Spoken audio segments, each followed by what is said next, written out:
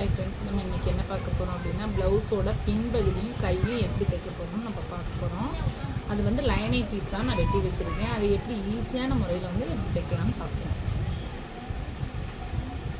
இப்போ நான் கை எடுத்திருக்கேன். கை எல்லாமே கட் பண்ணி நல்லா வச்சுருக்கிறேன். நீங்கள் நினைக்கல இந்த கலருக்கு ஏன் இந்த கலர் துணி கொடுத்துருக்கேன்னா, அவங்க வந்து கஸ்டமர் கொடுத்த கலர் வந்து இந்த கலருக்கு இந்த கலர் லைனிங்காக தான் கொடுத்துருக்காங்க. அதனால் நம்ம அதை வச்சு தைக்கிறோம்.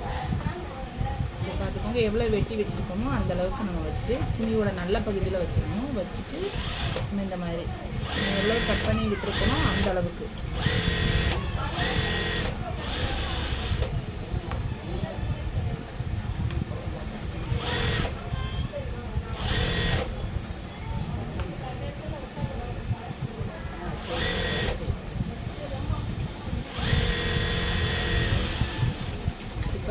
கையை வந்து ஒரு தையல் போட்டாச்சு. இது அப்படியே வந்து அமுக்கு தையல் போடணும். இதை விரித்து வச்சுட்டு இந்த கிரீன் கலர் துணிக்கு மேலே ஒரு அமுக்கு தையல் போடணும்.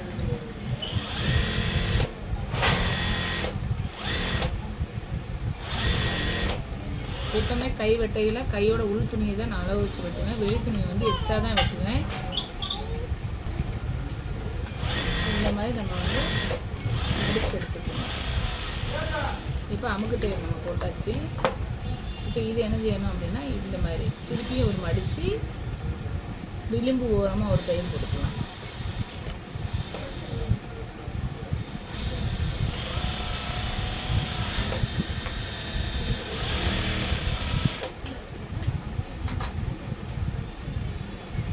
நம்ம பிடிக்கையிலே ஒன்று போல் பிடிச்சிங்கன்னா அந்த விளிம்பு ஓரமாக அழகாக நீட்டாக தையல் வந்துடும்.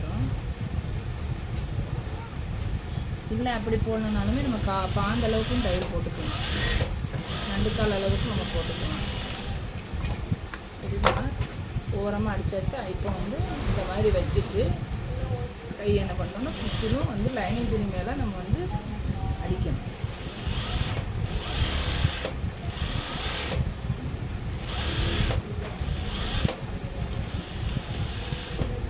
அந்த 1/4 இன்ச்சு கிட்ட தான் நம்ம அடிக்கணும். ஏன்னா இந்த அடிக்கையில் நம்ம வந்து கையை வச்சு ஜாயின் பண்ணிட உள்ள இந்த தையல் வந்து உள்ளே போயிடணும். இது வெளியில் தெரியக்கூடாது, இல்லாட்டி ஒரு வேலைக்கு 2 வேலையாகும். இப்போ நம்ம தைச்சாச்சு. இப்போ நம்ம தைச்சிட்டு வந்து இது என்ன செய்யணும் அப்படின்னா கட் பண்ணி எடுத்துடணும். எக்ஸ்ட்ரா இருக்கிற துணியை மட்டும் கரெக்டாக கட் பண்ணிடணும்.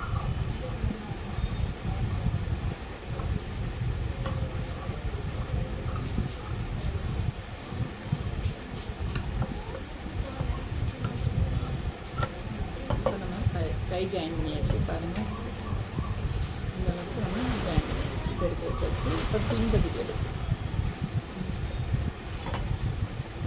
இதாக இருக்குது இல்லையா, பின்பகுதி வந்து இப்போ நான் அடித்து தான் பரட்ட போனேன். ஏன்னா எதுக்காகனா நம்ம லேஸ் வச்சு தைக்கணும் அப்படின்னா அடித்து பரட்டி தான் நம்ம வந்து வைக்கிறது ஈஸியாக இருக்கும். இப்போ நான் கட் பண்ணி வச்சுருக்கேன். இது வந்து துணியோட வெளிப்பகுதி. இப்போ இந்த துணியை வந்து இந்த மாதிரி வச்சுக்கோங்க. ஒன்று வச்சுட்டு இப்போ வந்து நான் வெட்டி விட்டுட்டேன் பாருங்கள், அந்த இடத்துல வந்து நம்ம தைக்கிறோம். இது வந்து கீழ்ப்பகுதி, இடுப்பு பகுதி.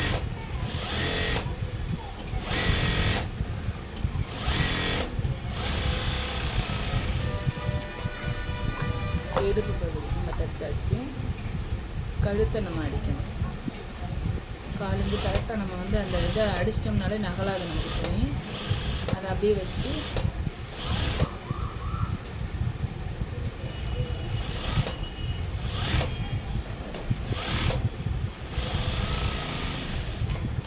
இப்போ நம்ம கழுத்து அடித்தாச்சு. கழுத்து அடித்த பிறகு அந்த துணியை நம்ம வந்து கட் பண்ணி எடுத்துடணும். கழுத்தில் எப்போவுமே வந்து நம்ம 2 லைன் போடுறது நல்லது, 2 தையல் போடுறது ரொம்ப நல்லது. அதனால் நம்ம இன்னொரு தையல் போட்டுக்கலாம். இப்போ நம்ம போட்டாச்சு.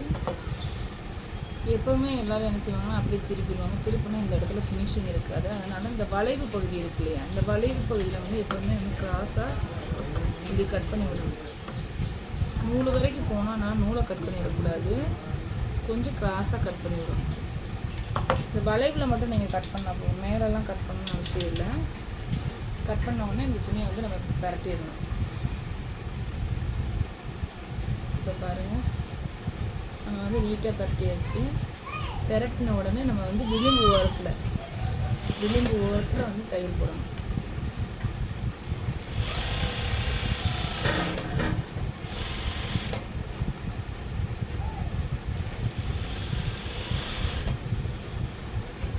இந்த மாதிரி சுற்றிலும் வந்து கழுத்து வந்து துணி சுருங்காமல் நீட்டாக வந்து நம்ம வந்து இழுத்து வச்சு தையல் போடணும்.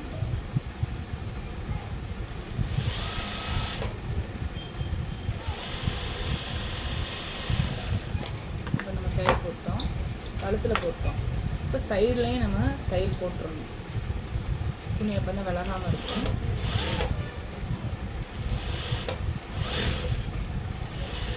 இந்த மாதிரி சுற்றிலும் அடிச்சிடணும். இடுப்பு பகுதியும் கரெக்டாக ஒன்று போல்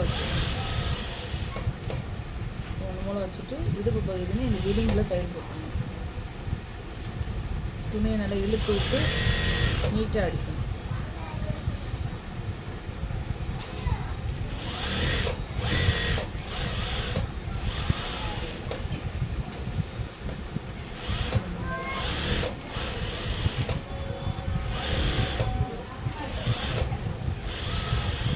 துணி எல்லாமே சுருக்கம் இல்லாமல் வந்து நம்ம தைக்கணும். அதுக்கு வந்து இந்த சைடு துணி எல்லாமே நம்ம கட் பண்ணி விட்டுறணும். இப்படி கட் பண்ணி விட்டோம்னா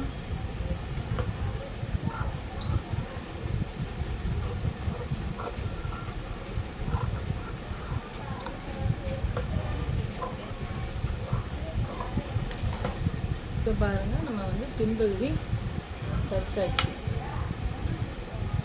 இவ்வளோதாங்க. இப்போ வந்து அடுத்த வீடியோவில் வந்து உங்களுக்கு முன்பகுதி எப்படி தைக்கிறோம் அப்படின்னு சொல்லிட்டு, அது கழிஞ்சு வந்து எப்படி நம்ம வந்து ப்ளவுஸை இணைக்கணுங்கிறத கையை இணைச்சி சைடு இணைக்கணுங்கிறத நான் வந்து உங்களுக்கு காட்டுறேன். இப்போதைக்கு இந்த வீடியோவில் வந்து நம்ம பின்பகுதி அடிச்சிருக்கோம்.